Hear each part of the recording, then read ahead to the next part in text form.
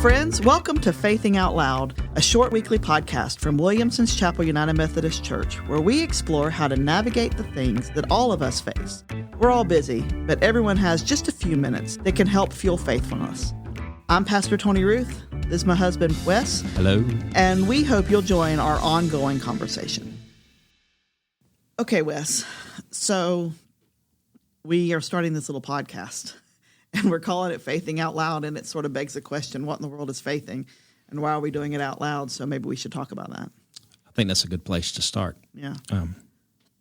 So why are we calling it faithing? Yeah, that feels like a you question.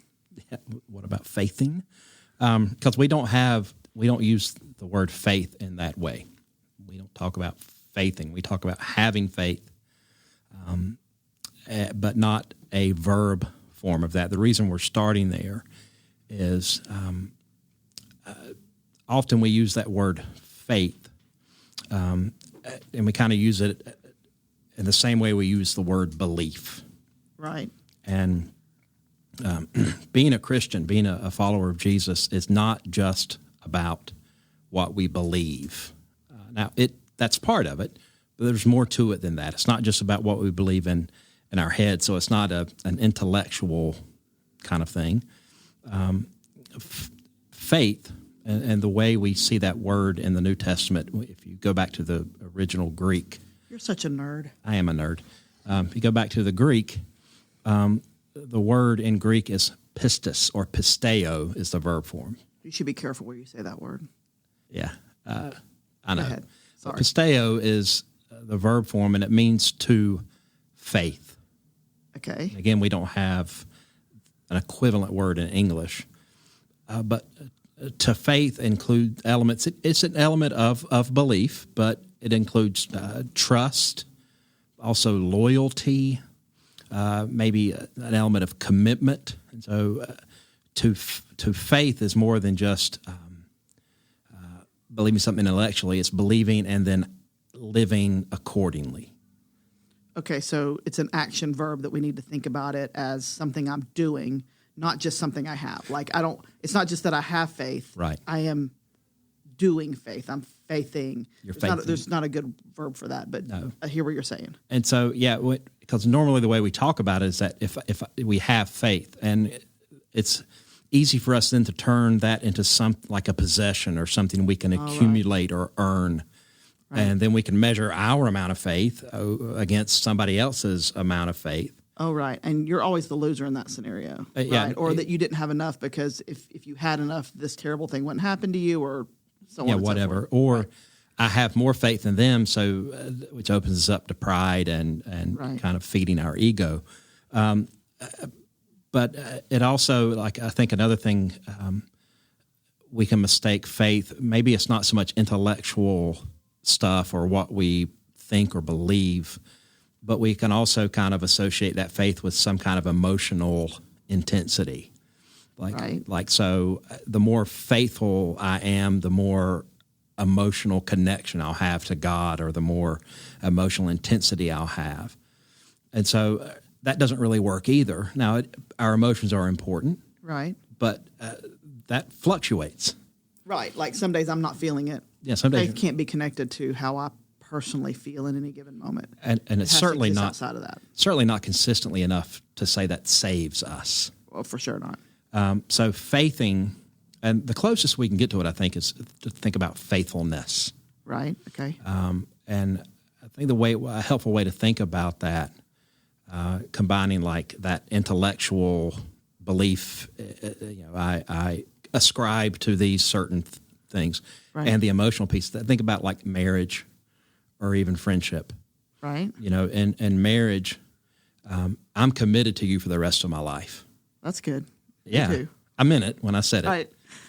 Some days, I'm fully locked in. Like, yes. Where are you going with this, sweetie? Well, hold on. Some days it's harder. Some days it's more difficult. And that's true of you. It's as well as true of me. That's true. But so my emotions don't dictate my commitment to you. Right. So part of what you're talking about is like when we do pre-marriage counseling, we talk about that there's a degree to which love and marriage, those are a choice that you keep making every day. So it's, and some days you feel that intensely, and some days you feel it just moderately, and some days you're actively having to make a choice to still stay in it. So part of what I'm hearing you say as we talk about faithing a lot is that like faithing is a lens through which we're going to approach how we're going about our days. So like I am faithing in my marriage. Yes. I am faithing in my parenting. I am faithing in my work.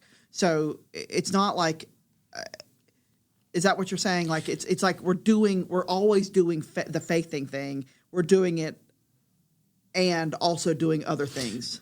Right. It the way we can think about that is like if we're faithing, that kind of sets the context or the orientation for every other part of our life. Right.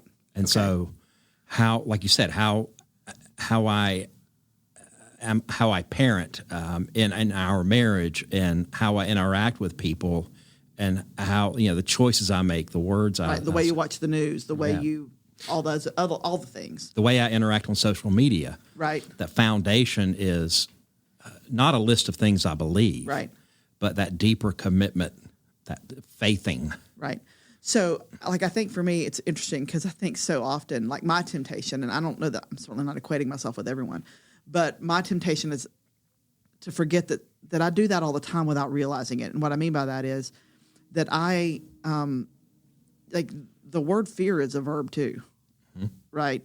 So, a lot of times I am fearing and marrying at the same time, or fearing and parenting at the same time. Like that becomes a lens, if you want to call it that, through which I'm approaching these things.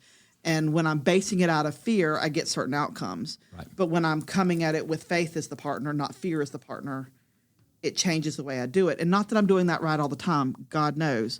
But I think that's part of what salvation is, right? When the scripture talks about working out your salvation, I think some of it is the ongoing process, right, of making that choice to faith rather than to fear. Right. Or to faith rather than to success, or to appease, or to get everybody to like me, or whatever. You know, there's other vehicles that we do alongside all the things that we do. Right. And it's a choice to choose faith. Yeah, and I think thinking about that as kind of our foundation, it goes back to what Jesus says in the Sermon on the Mount, at the very end of the Sermon on the Mount, build your house on the rock. Right. But if loyalty, faithfulness, trust in God is our foundation, we're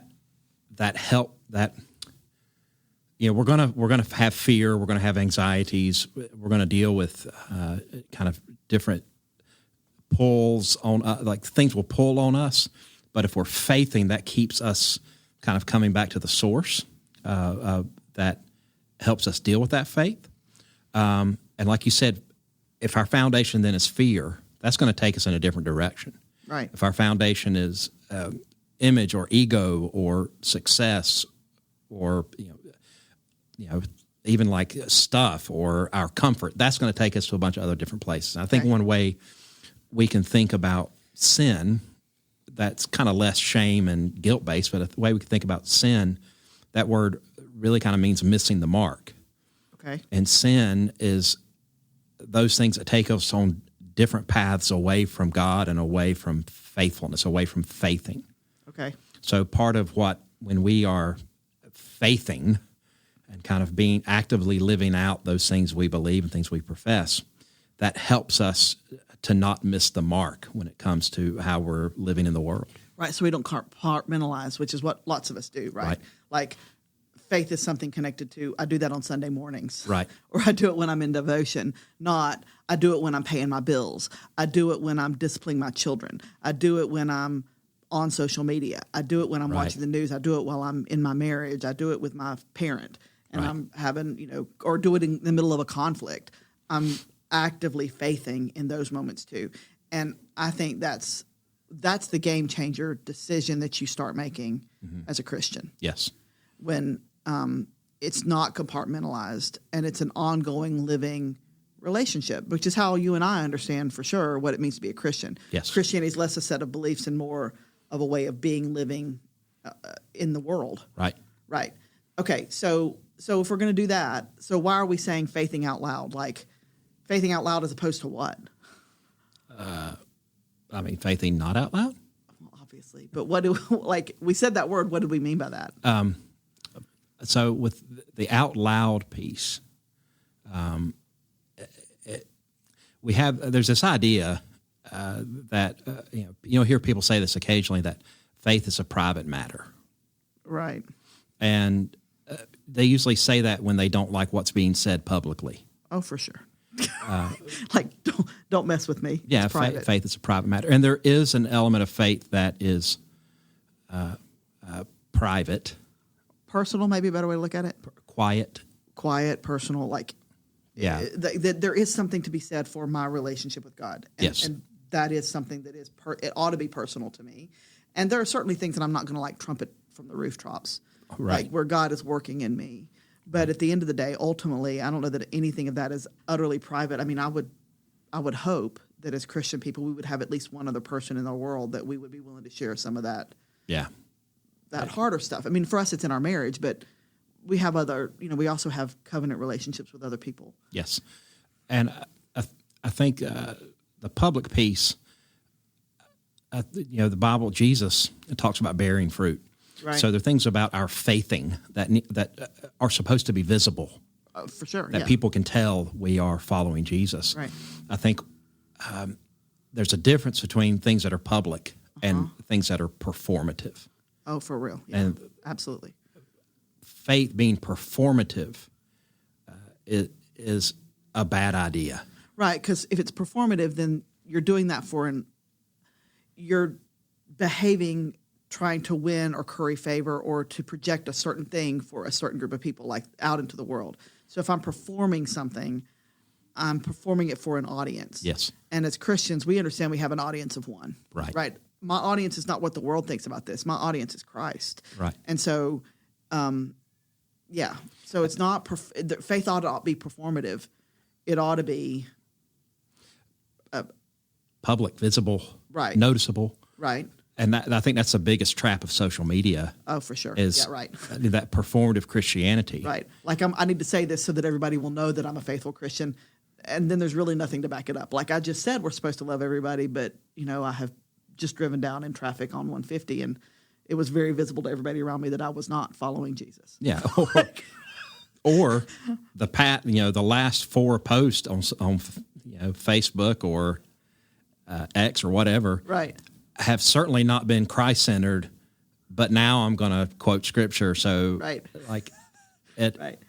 and it goes back to, again, Sermon on the Mount, Jesus saying, don't practice your piety in front of other Right. people. Because if you get their approval, congrats, that's your reward. Right. And our reward ought to be what we're aiming for ought to be something else. Yeah. And yet our public witness really does matter. Yeah. And our faithing ought to be out loud. And I don't mean like we're screaming at people, but it ought to be something that we're doing that we actually intend to bear witness Yeah. to other people. And other people ought to be able to say about us, I can see Christ in what they Yes. do. And if it's performative, then it's not. It lacks some authenticity about it. Yeah, if it's performative, your goal is not to not to share Christ, but to build ego. Right. And there's an element of discipleship that takes us away from that kind of ego building. Okay, so we're going to be talking about this for the next while, right? What does it mean to faith out loud in the world? And how do we do that in a way that is genuine and authentic and real, and that we're really wrestling with it, right? We're being real about the fact that sometimes we're getting it colossally wrong, but every day is a new choice, right? Every day is a new path. And Jesus says, there's a narrow path, and we have to be willing to take the narrow path. Yeah. But every day we have that choice, right? I can get up and I can choose to do everything I'm going to do today through the lens or in the means by which I do it is out of my fear or out of wanting everybody to like me or wanting everybody to approve of me or whatever the thing might be that's motivating me, or I can do it from a place of faith. Right. And I can do that publicly and out loud, but not in a way that belittles or undermines anybody that's just being real about myself. Right. So how are we going to do that in our life? Yeah. I don't know. Let's keep talking about it.